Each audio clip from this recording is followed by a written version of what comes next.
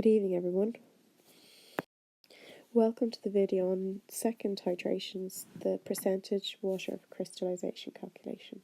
For this calculation, we're going to look at the 2014 higher level question that was set based on this.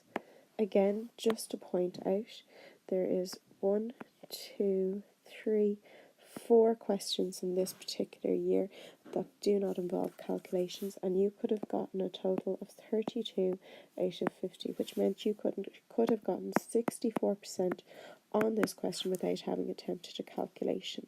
The calculations this year were limited to part E and part F. So let's have a look at part E. It says, find the mean volume of hydrochloric acid solution, calculate the concentration of sodium carbonate in the original solution in moles per litre and in grams per litre. So we're going to start off by looking at the calculation in moles per litre. The first thing we need to figure out is the concentration of the hydrochloric acid that we used in the exact centimetres cubed that we used. So in the question it tells me I used a 0.1 molar solution and I used 21.6 grams of that solution. Now the capital M indicates to me that that's 0.1 moles per litre.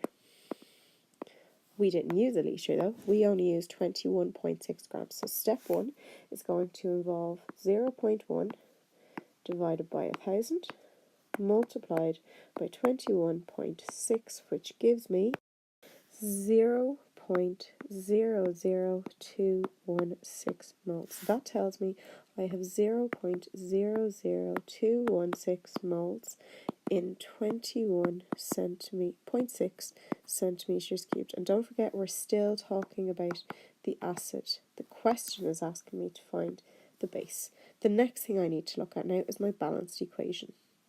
So as we can see from our equation, my ratio this time is 2:1. So that means if I have 0.00216 moles of acid, that half of that must correspond to the amount of base that I have. In order to calculate that, I take my 0.00216 and I divide it by 2, and I get an answer of 0.00108, and that's 0.00108 moles in 25 centimetres cubed. How do I know that it's 25 centimetres cubed? Well, in the question it tells me we pipetted 25 centimetres of the solution into our conical flask. So this is now corresponding to my sodium carbonate. So to calculate this in moles per litre, I take my 0.00108 that I calculated in the previous question and I divide that by 25 and I multiply it by 1000. And when I do that, I get a value of 0.0432. Now, because my question is not finished and because I have not finished using this figure, I am not going to write my figure there. The second part of E is asking us to calculate this concentration in grams per litre. So we take our answer from the previous question, which was 0.0432, and we need to go from moles to grams. The easiest way to do that is to multiply by the relative molecular mass. So don't forget, the relative molecular mass we are adding up is of sodium carbonate, so Na2CO3. So that is 2 Nas, which is 23 by 2. We have 1 carbon, which is 12 by 1, and we have 3 oxygens, which is 16 by 3.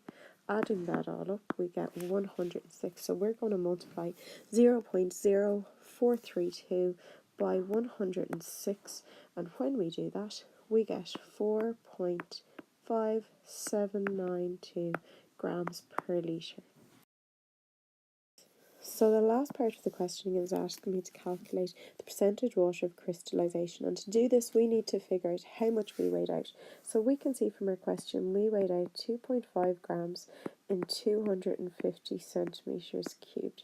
However, we got a value in our last question that told us, well, we had actually 4.5792 grams per 1 litre. And remember, that 4.5792, that represented Na2CO3.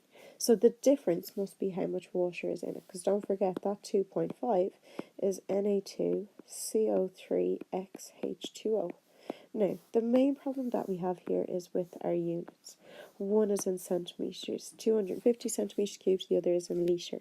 So we need to make sure our units are the same. So the first thing I'm going to do here is bring my litre down to 250 centimetres cubed. And the easiest way to do that is to divide by 4. And when I divide 4.5792 by 4, I get 1.14 grams. Step 2, I'm going to take both of these values away from each other. 2.5, take away 1.14. And when I take them away, I'm left with 1.36 grams per 250 centimetres cubed. Now let's just think about what I've done here. I've calculated the amount of Na2CO3 that is actually in my sample. We know that we weighed out 2.5 grams, but that 2.5 grams was of the entire compound. So the difference between 2.5 and 1.14 must be water. So when we take them away, we are calculating that there is 1.36 grams of H2O in this compound. The easiest way to calculate the percentage then is to put 1.36 over my total, which is 2.5, and multiply that by 100. And when I do that, I get 54%. The final part of the question is asking us to calculate the value of x. And the easiest way for us to do that is to compare our two values. So in the previous question, we calculated that we had 1.15 grams per 250 centimeters cubed of Na2CO3.